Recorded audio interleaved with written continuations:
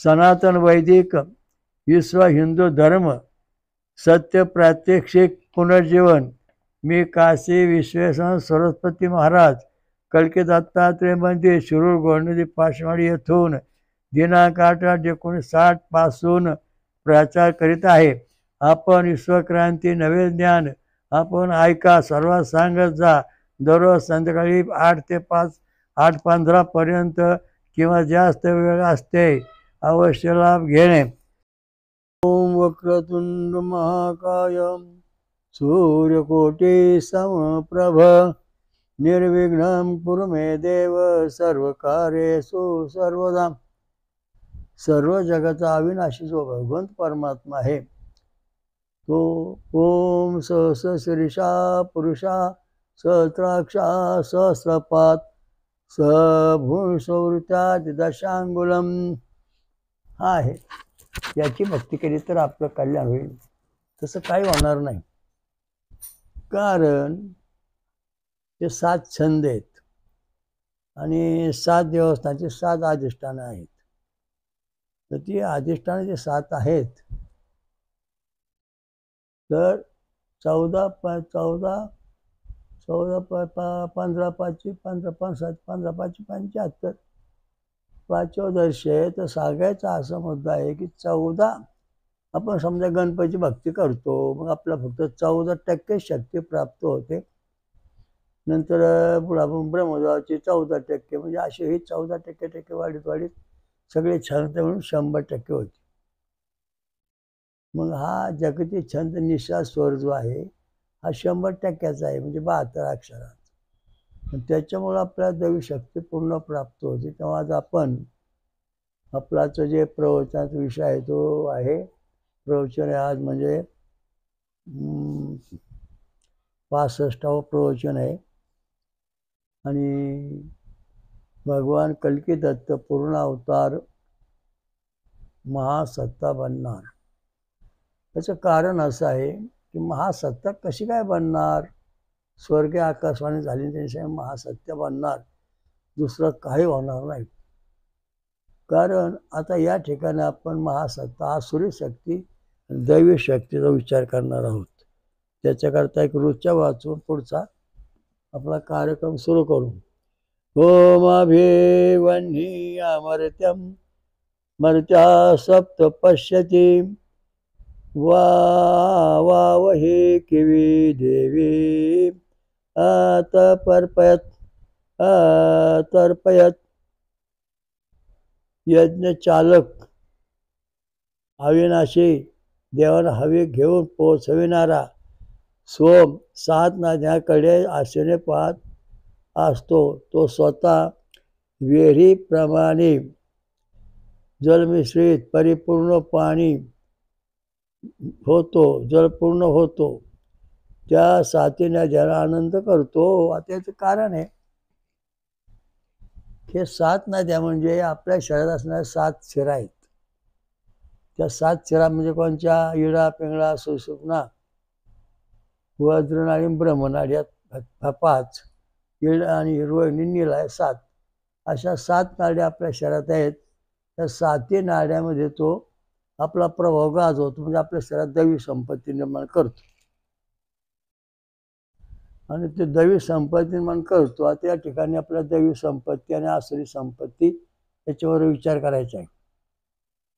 तर दैवी संपत्ती आपल्या शरीरात कशी तयार होते? ऋषी देवता छंद आणि स्वर हे 4ही जर परिपूर्ण असतील तर आपल्या शरीरामध्ये 100% त्या मंत्रापासून दैवी शक्ती प्राप्त होते। उदाहरणार्थ विश्वामित्र ऋषी, सविता देवता, गायत्री षडजा स्वरा ओम भुवं भुवं स्वं अहं जनं तपं सत्यम ओम तत्सवितुर्वरेण्यं भर्गो देवस्य धीमहि धियो यो नः प्रचोदयात्। हा गायत्री मंत्र आपण म्हणलो। हा गायत्री मंत्र म्हटल्यानंतर हा 4ही ऋषी म्हणजे 4 पुरुषार्थ जसे संचित कर्म आणि प्रारब्ध सगळे याच्यामध्ये आलेले आहेत। आणि त्यामुळं आपल्याला दैवी संपत्ती 100% प्राप्त होते। आता उदाहरणार्थ तुमचा रक्तगट AB आहे म्हणजे त्या रक्तगट ए बी आहे. म्हणजे या ठिकाणी गायत्री छंद आणि षडजा स्वर ह्या 24 अक्षरांचा आहे. आता या ठिकाणी ऋषी देवता छंद आणि स्वर आपण मंत्र म्हणलो, त्यामुळं तुम्हाला ए बीमध्ये दैवी संपत्ती तुमच्या शरीरामध्ये साठलेली आहे. व्होल्टेज नंबर 1 तो जर 6 mm 10 mm आला तर तुमच्या शरीरामध्ये दैवी शक्ती आहे. आता याचे म्हणजे आसुरी शक्ती, हाच मंत्र आपला आसुरी शक्ती कशी प्राप्त करून देतो. आता बघा तुम्हाला सांगतो, विश्वामित्र ऋषी, सविता देवता, गायत्री छंद स्वर आपण म्हणायचा नाही, तिलाच म्हणलो. म्हणजे 25% याच्यामध्ये आसुरी शक्ती आली. म्हणजे राक्षसी शक्ती या मंत्रात आलेली आहे, ती त्याच्यातून बाहेर जातच नाही. म्हणजे माणसाच्या शरीर दैवी शक्तींमान व्हायच्या ऐवजी आसुरी शक्तीचा प्रभाव पडतो. त्यामुळे त्याच्या आसुरी शक्ती हे विरक्त करत आलेली आहे आणि यामुळं त्याला सुख शांती समाधान मिळू शकत नाही. कारण का तर तो मंत्र चुकीचा म्हणला. आता उदाहरणार्थ गणपतीचा मंत्र म्हणलो, गणकृषी, गणपती देवता, छंद एवढंच म्हणलो, एवढं अथर्वशीचं सांगितलं जातं. म्हणजे या ठिकाणी स्वर सांगितलेला नाही. स्वर न सांगितल्यामुळे 75% दैवी शक्ती आपल्याकडे, 25% आसुरी शक्ती आपल्या शरीरात आलेली आहे या गटामध्ये, आणि त्यामुळे त्याला तो त्रास होतो आहे. सुख शांती मिळत नाही, मन स्थिर राहत नाही, भीती वाटते, कार्य करायची इच्छा होत नाही, झोपून राहतो, आळशी बनतो, काम नाही करीत आणि धडाडी नसते, आपल्या जीवनात जगण्याचा काय अर्थ नाही असं त्याला वाटतं.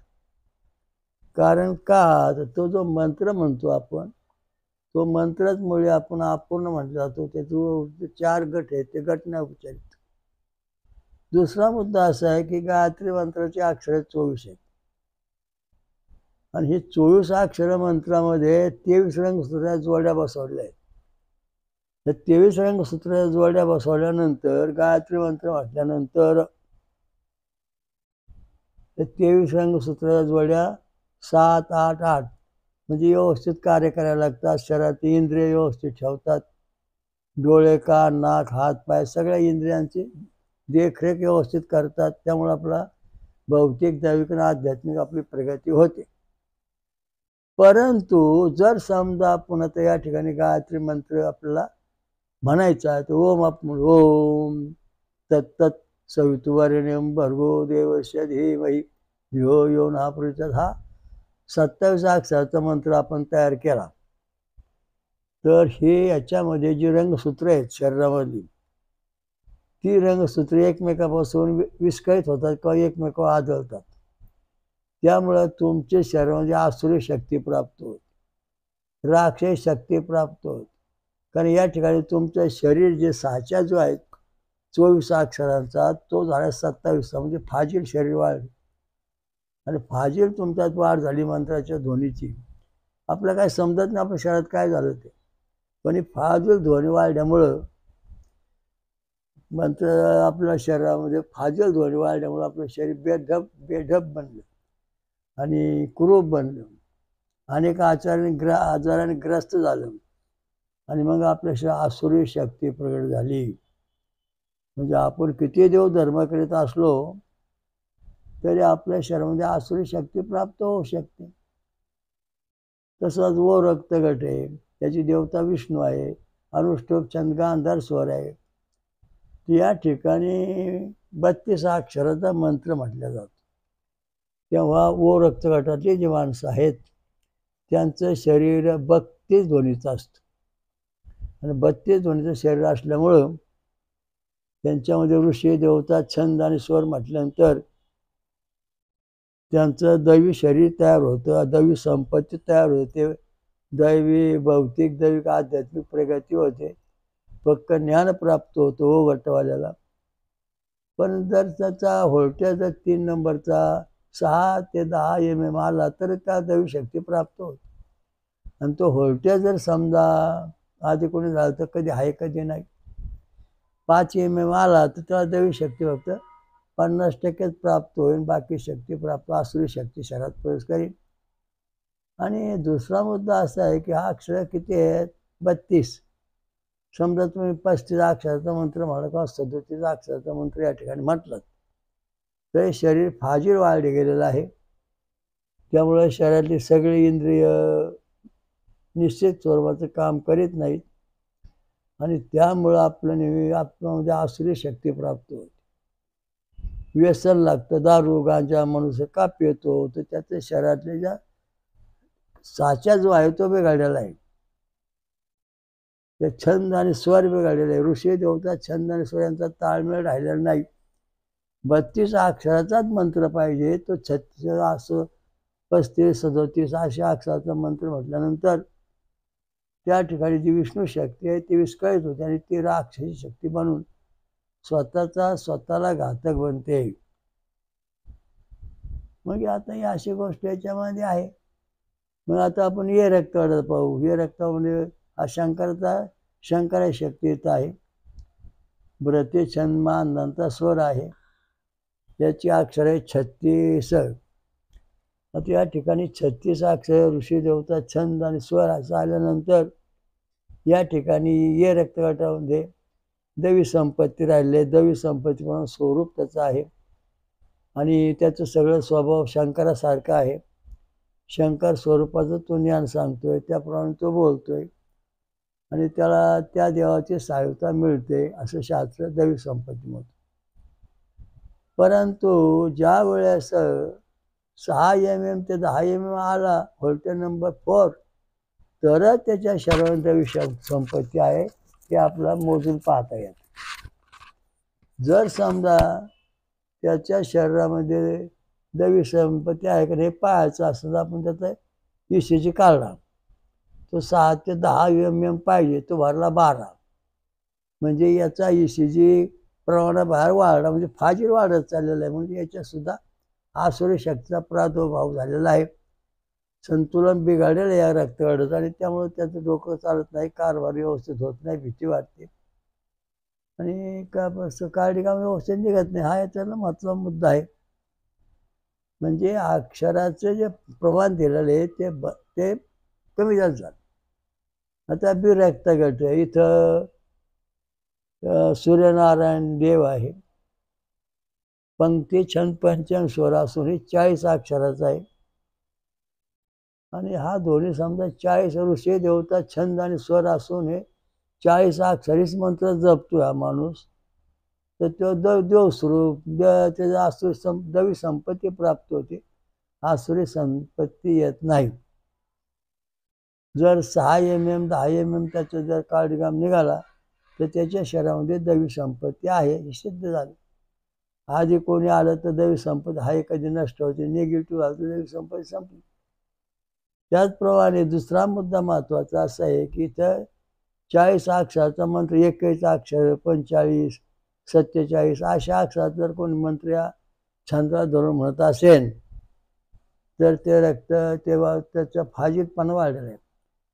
आता हे 10 हे प्रमाण दिले जर समजा 12 आलं या ठिकाणी आपलं शरीर जे आहे बिरक्त ते फाजील वाढलेलं आहे, प्रमाणाच्या बाहेर गेलेलं आहे आणि त्यामुळं आपल्याला सुख शांती मिळत नाही, आसुरी संपत्ती प्राप्ती होते आणि आपण येड्यासारखं बडबड करतो, कोणाला शिव्या देतो किंवा स्वतःला शिव्या देतो किंवा स्वतःच आपण मरून जाऊ जगणार नाही अशी त्याच्या शरीरात डिप्रेशनची अवस्था प्राप्त होते.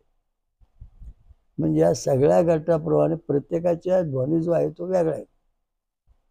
ये रक्ताचा ध्वनी 24 अक्षरांचा आहे. ओ रक्तवाळाचा 32 अक्षरांचा आहे. ये रक्तवाळाचा 36 अक्षरांचा आहे आणि बी रक्तवाळाचा जो ध्वनी आहे तो 40 अक्षरांचा आहे. या ध्वनीप्रमाणे त्याचं शरीर त्याचं कार्य हे चालू असतं. हे चालू असतं, त्याचं शरीर चालू असतं. दैवी संपत्ती राहण्याकरता सगळ्या गटांना आवश्यकता आहे 6 mm ते 10 mm ही दैवी संपत्ती आहे आणि ती परिपूर्ण आहे. भौतिक दैविक आध्यात्मिक तुमची प्रगती करू शकते. पण कार्डिओग्राम काढताना जर समजा 12 14 15 असले आकडे 10 पेक्षा वर येत असतील तर तुमच्या शरीरात गायत्री छंद जे आहेत त्या छंदामध्ये बिघड झालेला आहे, स्वरूप बिघडलेलं आहे, साचा बिघडलेला आहे आणि अक्षर सुद्धा त्याच्यामध्ये ध्वनी जो आहे तो 40, 41, 45 झालेला आहे. आणि यामुळं तुमच्यामध्ये आसुरी संपत्ती तयार होते. आसुरी संपत्ती आपल्यात कशी तयार होते? हा वाईट वागतो, तो चासं वागतो, चांगला वागतो, तो भजन कीर्तन करतो, हा त्या दैवी संपत्ती आहे, हा दारू पितो, हा गांजा ओढतो, हा मारामाऱ्या करतो, म्हणजे त्याचा आसुरी संपत्ती आली असं आपण सर्वसाधारणपणे वर म्हणतो, पण त्याला पुरावा नाही तुमच्या कोणाला. आसुरी संपत्ती आणि दैवी संपत्ती माणसाच्या शरीरात आहे का नाही हे सांगण्याकरता जगातल्या कुठल्याही ग्रंथात तुमच्याकडं पुरावा नाही. आपल्याला तो पुरावा आपण शोधून काढलेला आहे. म्हणजे तुमच्या दैवी संपत्ती ए बी ओ आणि बी ह्या रक्तगटाची दैवी संपत्ती जी आहे ती 6 mm to 10 mm म्हणजे 60% ते 100% आपल्या दैवी संपत्ती आपल्या शरीरामध्ये आहे. तिचा नाश ऱ्हास होत नाही. त्याचप्रमाणे आपली नाडी ठोके असतात. 60 ते 72 काय पडत असतील तर आपल्या शरीरामध्ये दैवी शक्ती टिकून आहे. हे अगदी सोपं गणित आहे. आणि ते जर समजा 74, 80, 100 असे ठोके पडत असतील तर तुमच्या शरीरातले छंद बिघडलेले आहेत, स्वर बिघडलेले आहेत. नंतर तुमचा कार्डियोग्राम आहे तो फाजीलपणे थोडा वर वाढलेला आहे. आणि त्यामुळं तुमच्या शरीरामध्ये दैवी संपत्तीच्या ऐवजी आसुरी संपत्ती प्राप्त झालेली आहे. दैवी संपत्ती शरीरात कायम टिकून राहण्याकरता आपले नाडी ठोके 60 ते 72 पडावं लागतात. 72 एका मिनिटाला.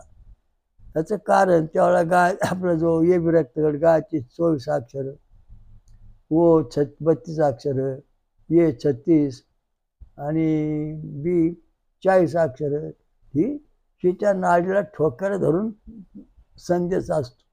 त्याला धरून हे सगळं ठोकं पडत असतात. छंदाला धरून ठोके पडतात तसे पडत नाहीत. छंद जर बिघडला तर नाडी ठोके कमी होतात. समजा आता ये रक्तगट आहे त्याचे अक्षर आहे 36 प्रतिछंद मानधनता स्वर आहे आणि त्याच्यामध्ये 6 ते 10 mm आल्यानंतर 60 ते 100% दैवी शक्ती आहे उदाहरणार्थ. परंतु ते जर 12 झालं तर शरीरामधला जो छंद आहे प्रतिछंद मानधन स्वर यांच्यामध्ये विस्कळीतपणा आलेला आहे आणि यामुळं ते वाकडे तिकडे वाढायला लागलेले आहेत. त्यामुळं आपल्या शरीरामध्ये आसुरी संपत्ती निर्माण होते. आता आसुरी संपत्ती सर्वसाधारण समजायची म्हणजे आपल्याला ECG काढला की आपल्याला कळणार आपला 6 ते 10 mm आहे, आपल्या दैवी संपत्ती आहे, आपल्यामध्ये आधी कोणी आहे म्हणजे दैवी संपत्ती 50% आसुरी शक्ती आहे. निगेटिव्ह झाल्यावर सगळे आसुरी शक्ती आहे. ताळमेळ आपल्याला राहत नाही, आपण काय करतो समजत नाही. मग केली जादू, मग केला टोना, मग आला असा. आणि याला हे सगळं जरी असलं तरी याला रामबाण उपाय म्हणजे एकच आहे, सोमरस पिणे. कारण सोमरस पिल्याशिवाय आपल्या हृदयाचे हे जे सगळे ठोके आहेत, कार्डियोग्राम आहेत, छंद आणि स्वर आहेत ते समतोल होतात. दुसरं कशाने समतोल होत नाहीत. डॉक्टरच्या औषधाने समतोल होत नाहीत.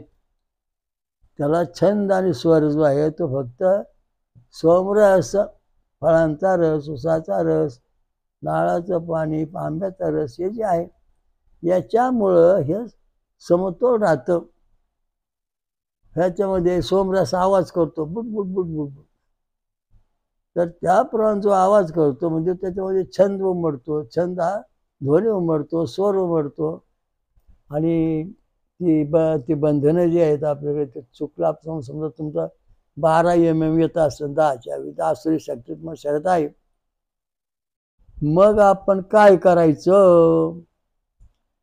मग आपण असं करायचं, सोमरस प्यायचा म्हणजे आपलं पुन्हा 6 ते 10 mm कार्डियोग्राम निघन आणि छंद जो आहे आपल्या शरीरातला गटातला तो समतोल कार्य करतो आहे. हे आपल्याला कळून चुकलं म्हणजे आपण शास्त्रीय पद्धतीने 100% याचा निर्णय करू शकतो. दैवी संपत्ती आसुरी संपत्ती शरीरात कशी होते? एक तर छंदात घोटाळा होतो, 10च्या 12 होतो तेव्हा आसुरी शक्ती तयार होते. आणि ज्या वेळेस अक्षर 24चे 25, 32चे 35, 36चे 37, 39, 40चे 41, 43 असे अक्षर बदलतात. त्यावेळेस आपल्या शरीरामध्ये आसुरी शक्तीचा प्रादुर्भाव होतो. म्हणजे 2 प्रमाण दाखवले. आणि तिसरं प्रमाण आहे नाडीचं. तुमच्या शरीराची नाडी एका मिनिटाला 60 ते 72 पडत असेल तर तुमच्या शरीरामध्ये दैवी शक्ती आहे, परमेश्वराचा संचार आहे, परमेश्वराची शक्ती तुमच्या शरीरामध्ये आहे. तुम्हाला कुठल्या प्रकारची अडचण पडणार नाही, तुमची सर्व कार्य यशस्वी होतील. पण ज्या वेळेस तुमची शक्ती म्हणजे ज्या वेळेस तुमची ही आसुरी शक्ती तयार होईल, म्हणजे 12च्या पुढे जाईल, तेव्हा तुमचा आसुरी शक्ती होऊन तुम्हाला नको ते गुन्हे करतात. आता एक जण माझ्याकडे घेऊन विशीजी घेऊन म्हणजे महाराज हे याचा विशीजी पार वर गेला, किती हा 10 पाहिजे ना, तो 15, 16, 20 पर्यंत चालला, वर झाला 15, 16 झाला. त्याला मी समजून सांगितलं की तू मारामारी कुठल्या गुन्ह्यात सापडू नको, काय करू नको. तर त्याचं शास्त्र असं आहे की त्याच्यामध्ये आसुरी शक्तीचा प्रादुर्भाव असल्यामुळं त्याने मारामारी कर, दंगली कर, अनेक कुटाणे केले. त्यामुळे त्याला अनेक दिवस संकटात घालावे लागले. जीवन सुधारलं नाही, त्याचं खराब झालं.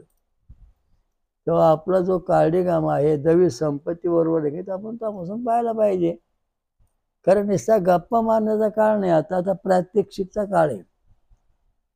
प्रत्यक्ष दाखवा हा सूर्य, हा जयद्रथ, तेव्हा तुम्हाला सुख समाधान मिळेल. ही पोरग येडेवारी करतं, शाळेत जात नाही, हे डॉक्टर असं आहे, हे माणूस तसा आहे, तो तसा आहे. कार्डिगाम दाखवतो की याच्या शरीरातलं जे दैवी संपत्ती आहे ती 6 ते 10 पाहिजे, तेव्हा तो अभ्यास करणार. कायम पहिल्या नंबरमध्ये, पहिला A ग्रेडमध्ये येणार. त्याचा जर कार्डिगाम समजा 5 mm आला तर तो 50% चालणार. म्हणजे त्याची स्मरणशक्ती सुद्धा 50% राहणार आणि 50% आसुरी शक्ती असणार. त्याला सांगितलं राम राम म्हण, तो काम काम म्हणणार. पळ पळ म्हण तर तो माघारी येणार. याचं कारण आहे की त्याचा जो उत्साह आहे तो नष्ट झालेला असतो, हिंमत कमी होते. आता काय मंत्री किंवा मोठे राजकीय पुढारी किंवा जे काय म्हणजे भरपूर चांगलं अन्न खातात, ती माणसं जवळजवळ 20 तास काम करतात आणि 4 तास झोप घेतात. आणि तुम्ही फक्त 4 तास काम करून 20 तास झोप घेता, म्हणजे याचं उलट आहे. तर ज्या माणसांना ज्याचा अन्न आहार भरपूर चांगला आहे त्याचे हातून चांगलं वाङ्मय निर्माण होतं. आता उदाहरणार्थ तुकाराम, संत श्री तुकाराम, ज्ञानेश्वर महाराज यांचे जर आपण व्होल्टेज पाहिले तर ते 6 mm ते 10 mm आहेत. आणि ते 10 mm असल्यानंतर त्याने ज्ञानेश्वरी लिहिली, तुकारामाने अभंग लिहिले. का? हृदयातले जे कार्डिगाम त्याचा जो आहे तो समतोल आणि व्यवस्थित असावा लागतो, तेव्हा धार्मिक वाङ्मय, धार्मिक बुद्धी प्रकट तशी होत नाही. आता मांबाजीबा होता, हा मांबाजीबा आणि तुकाराम महाराज यांच्या दोघा शरीरात जर आपण तुलना केली तर मांबाजीबाचे कार्डिगाम जे होते ते 12-14 असायचे. म्हणजे असं उदाहरणार्थ. आणि संत तुकारामाचे कार्डिगाम 6 mm ते 10 mm असायचे.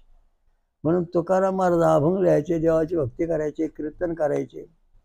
आणि मंबाजीबाची हाणून पाडायचा. का? तर त्याला सगळं कळत होतं की तुकाराम महाराज श्रेष्ठ आहेत, आपण त्यांच्यासारखं व्हावं. पण त्याच्या शरीरात जो कार्डिगाम होता तो 12च्या पुढं होता, म्हणून तो 12 सारखा वागायचा. त्याचे शिष्य तसे, त्यांचे कार्डिगाम बिघडले, गांजा पे, दारू पे, अमुक पे, तमुक पे, कार्डिगाम बिघडून गेले. मग ते आसुरी शक्ती म्हणजे आली. आता काय म्हणणार ना, वाण नाही पण गुण लावला, हो हा मूर्ख त्या शरीर बसला आणि लागला प्यायला, असं नाही होत. त्याचा कार्डिगाम जेव्हा बिघडतो, 12-13च्या पुढे जातो, तेव्हा तो दारू पितो, गांजा ओढतो, व्यसन करतो, मारामारी करतो, दंगल करतो, गुन्हे घडवतो, गुन्हेगार मनुष्य तयार होतो. म्हणजे त्याचा कार्डिगाम बिघडलेला आहे. म्हणून तो गुन्हेगार बनतो. शारीरिक आजार निर्माण झाला त्याच्यावर तुला गुन्हेगार बनतो. तो स्वतः गुन्हेगार होत नाही, त्याला कायद्याने गुन्हेगार होत नाही, त्याला त्याच्या शरीरात बदल झाला तर तो गुन्हेगार बनतो. म्हणजे आसुरी शक्ती प्राप्त होते त्याला. 12, 14, 16 मध्ये बरेच जण मी असे पाहिले माझ्याकडे आणलेले कार्डगाम तपासताना की 6 ते 10 MM ज्यांचे आहे ते दैवी संपत्ती, भजन कीर्तन, पोथी पुराण रोज वाचतात, आजार नाही, सुख शांती धड सगळं आहे.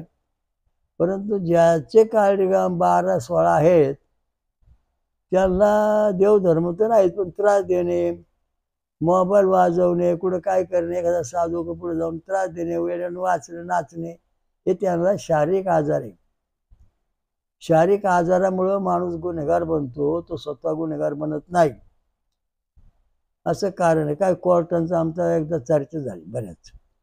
म्हणलं मनुष्य हा गुन्हेगार का बनतो?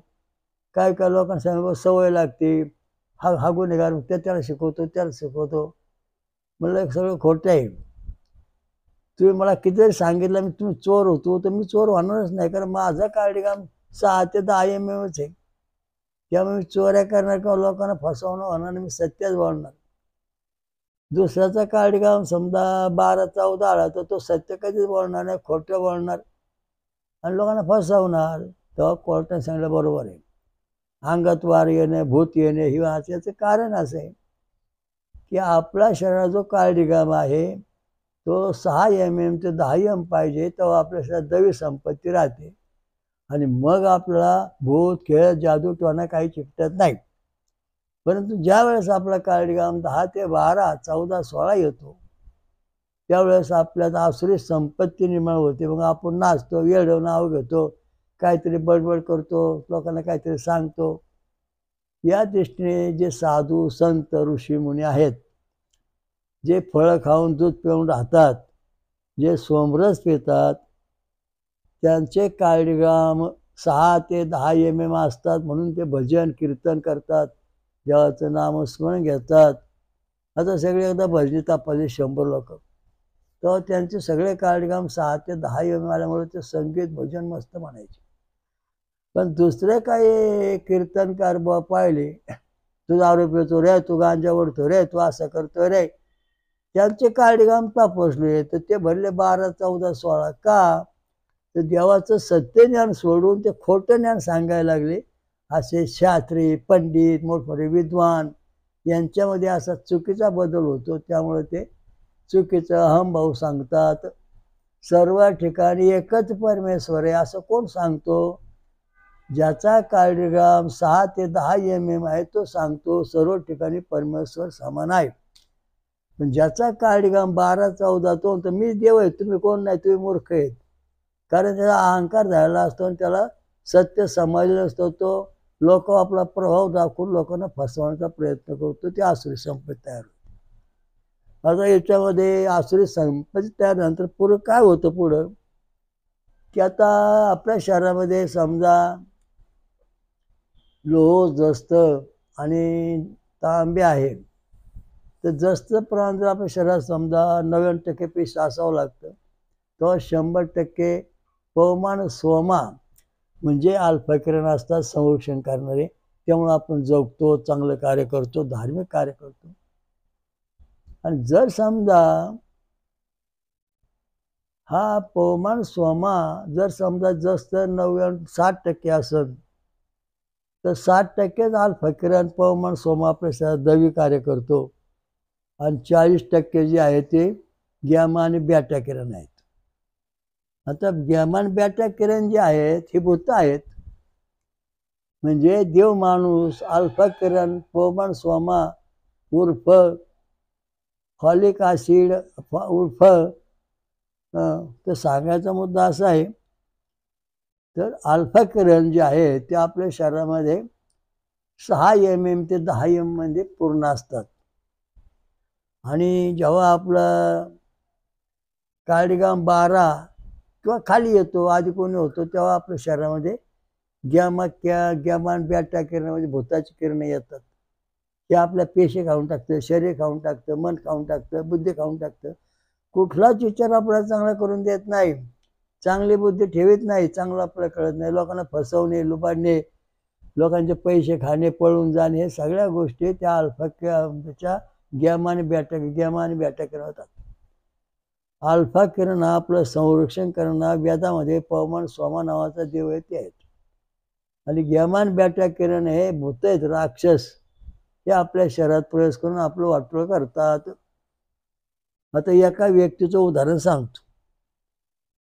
ती व्यक्ती दररोज जवळजवळ 200 किलो अन्न खायची आणि 10-5 हांडे पाणी प्यायचे. डॉक्टर दाखवले, साधू संत दाखवले, पण त्याचा काही इलाज होईना. तेव्हा मी म्हटलं हा कार्डिगाम करून आपण बघू. तो कार्डिगाम